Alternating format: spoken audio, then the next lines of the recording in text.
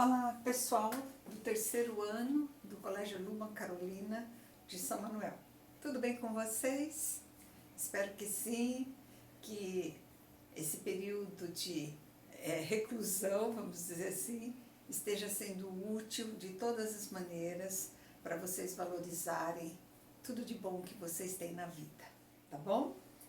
A aula de hoje, começando a apostila 3, eu não sei se vocês já estão com essa apostila ou não, depois eu vou me informar sobre isso, vai envolver o verbo. Então nós vamos, durante toda essa apostila, nós vamos estudar, vamos relembrar o verbo, mas principalmente o verbo no texto. Não é aquela parte de conjugação, e sim uma parte de leitura interpretativa das flexões, as diversas flexões do verbo. Então, lembrando aqui, verbo indica ação, faz alguma coisa, um processo de estar acontecendo alguma coisa, o estado, a qualidade, o fenômeno da natureza. Então, o conceito de verbo é ação, processo, estado, fenômeno da natureza. É a classe gramatical que tem maior número de flexões. Então, embora isso não conste aí na programação da aula, nós vamos lembrar aqui com vocês as flexões verbais para que nós tenhamos condição aí de trabalharmos o verbo no decorrer dos exercícios. Então, ele flexiona em quê? Primeiramente, em modo. O modo indicativo indica um fato certo. O modo subjuntivo, uma possibilidade, um fato hipotético. E o modo imperativo, um comando, uma ordem, uma solicitação. Então, ele fala, é um fato certo. Se ele falasse, é uma possibilidade, uma hipótese. Fale o quanto antes. É uma ordem, é um comando do modo imperativo. A flexão de tempo. Então, nós temos um tempo que é chamado presente, um tempo pretérito e um tempo futuro. O marco é o momento da enunciação. O momento de enunciação corresponde àquilo que nós falávamos, é o momento da fala, é o momento da escrita, o momento em que a enunciação acontece. Quando é no momento da enunciação, eu tenho o tempo presente. Agora, a professora explica o conteúdo de verbos. O tempo pretérito aconteceu antes do momento da enunciação. Ontem, os alunos trabalharam a realização de interpretação de texto. Futuro vai ser posterior ao momento da enunciação. Então, nós vamos ter aqui o que vai acontecer depois de agora. Durante a tarde faremos os exercícios. Amanhã assistiremos a uma nova aula. Então, projetado no futuro. Momento da enunciação, anterioridade, pretérito, posterioridade, futuro. Flexão de pessoa. Flexiona em primeira, segunda, terceira. Eu falo, tu falas, ele fala, ela fala. Flexionando também em número, singular, eu falo, plural, nós falamos. Ele fala, eles falam. Flexão singular e de plural.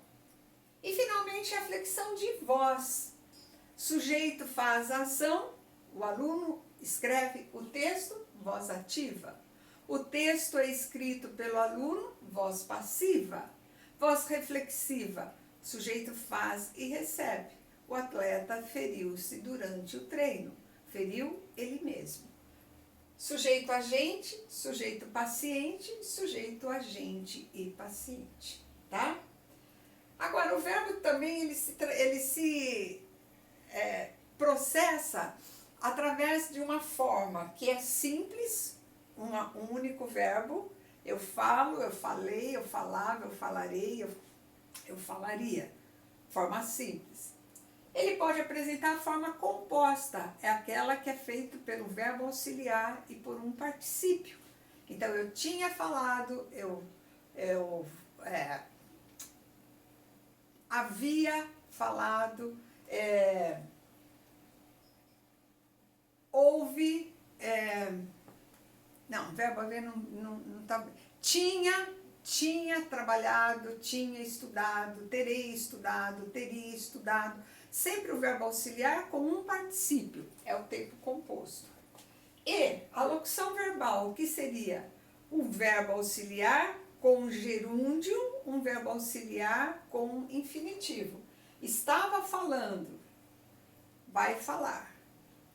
Então, eles podem se apresentar na forma simples, composta ou na locução verbal. Então, antes de nós trabalharmos o presente do indicativo, que é a aula de hoje, eu achei bom dar essa pincelada aqui, lembrando o processo verbal, as suas flexões, a forma como o verbo se apresenta, e agora nós vamos passar para a segunda parte da aula, que é trabalhar o presente do indicativo, tá bem? Então, vou trocar o quadro, já retornamos.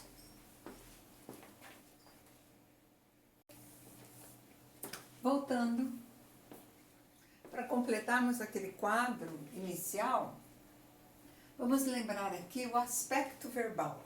O que é aspecto verbal? É a duração dos acontecimentos, a extensão deles no tempo. Então, eu tenho lá o aspecto que a gente chama de pontual, que é aquele aspecto que não define exatamente quando. Então, eu falo, o sol nasceu. A duração desse processo não é expressa pela frase, tá? O aspecto durativo é aquele que se prolonga no tempo. Então, o tempo verbal ou o processo verbal, ele se estende no tempo. Por exemplo, o sol está brilhando. Então, eu não sei desde quando, nem sei até quando. Então, não fica muito bem definido quando começou e quando vai terminar. Então, uma extensão no tempo. O sol nasce diariamente. Então, é um processo que se repete, iterativo, quer dizer, frequentativo e iterativo, a mesma coisa. É um processo repetitivo.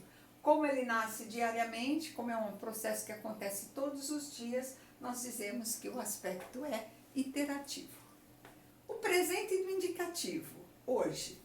Então, o que nós vamos ter aqui? Novamente, o momento da enunciação. Mas não quer dizer que ele se limita exatamente ao momento da enunciação. Então, a duração do presente, de repente, varia no tempo. Se prolonga, como a gente viu aqui, ó. Nasce diariamente como um processo repetitivo. Então, eu posso ter o processo, o momento da enunciação, um momento que é agora você assiste a aula, então a gente saberia definir, então é um momento pontual que está determinado ali em agora. Quando eu falo atualmente você está em isolamento, atualmente é um processo que se prolonga, não sei se é hoje, se é uma semana, se é há 15 dias, atualmente traz para nós o valor de duração, extensão no tempo. Todo dia ela faz tudo sempre igual. Então, nós vamos ter aqui, ó, assiste, está, faz. São presentes com valores diferentes. Todo dia ela faz tudo sempre igual. A letra da música, então nós vamos ter aqui o processo iterativo, tá? Então, mesma variação do presente, ela a gente fala um tempo mínimo, quando eu falo assim, agora são, por exemplo, 8 horas e 35 minutos e 4 segundos. Quando eu terminei de falar, não é mais. Então, é um processo de presente que varia na extensão. A gente chama extensão mínima, quando eu falo, por exemplo, na hora exata. É uma extensão média, quando você tem essa noção de duração no tempo. E é uma extensão máxima quando a gente tem o presente gnômico, que é aquele que tem valor atemporal. São os conceitos, são as teorias, são as definições. Se eu falo, por exemplo, o homem é mortal, este não é agora, não é antes, não é depois, é fora da linha do tempo. Então, isso que eles chamam de presente gnômico e que a gente já ensinou para vocês como presente atemporal. Está desvinculado da noção de tempo. Aí você tem uma extensão máxima de presente, por quê? Porque ela não está ligada a uma cronologia de sequência de horas ou de tempo, tá? No sentido não literal, quando é que nós usamos o presente? Com valor de futuro, na fala coloquial. Ó, amanhã eu te ligo, tá? Amanhã eu te ligo, o ligo, presente com valor de futuro. Amanhã eu te ligarei, tá bem? Então a aula de hoje trabalha o presente, depois a formação do imperativo, nós vamos ver lá para frente. Neste momento nós estamos vendo a interpretação dos tempos verbais no seu sentido literal e no seu sentido não literal, metafórico, figurado, como vocês quiserem, tá certo? Então o presente é o presente agora, é o presente que se prolonga ou é um presente com amplitude máxima, que é o presente gnômico. Certo, pessoal? Então a aula 17, ela fica circunscrita, ela seria somente isso daqui, mas nós demos aquele resumo inicial para nós buscarmos lá do primeiro ano todas as flexões verbais e para que nós possamos entender com mais facilidade aí o processo do verbo no presente. Tudo bem? Então, agora vocês vão fazer os exercícios referentes à apostila. Eu vou perguntar para Janessa ou para Camille se vocês já estão ou não com a apostila, e se vocês não estiverem, a gente vai encaminhar na página da classe exercícios referentes a esta aula. A mesma coisa o plural, tarefa mínima e complementar.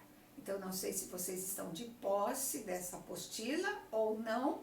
Se não, nós ficaremos com a teoria e, num outro momento, nós trabalharemos os exercícios referentes a ela. O que nós não podemos é ficar parados esperando, por exemplo, o recebimento de uma apostila. A teoria a gente vai dando sequência, porque de maneira nenhuma esse terceiro ano pode ser prejudicado por causa de uma vamos dizer assim, situação tão inédita quanto essa pandemia. Nós vamos em frente, vocês não serão prejudicados. Nós vamos passo a passo trabalhando as teorias e colocando exercícios extras, se for o caso de a apostila não ter chegado, ou mesmo reproduzindo os exercícios da apostila e repassando para vocês. Certo, pessoal? Tudo bem? Então, uma boa semana para vocês, um bom estudo. Fiquem com Deus. Até mais.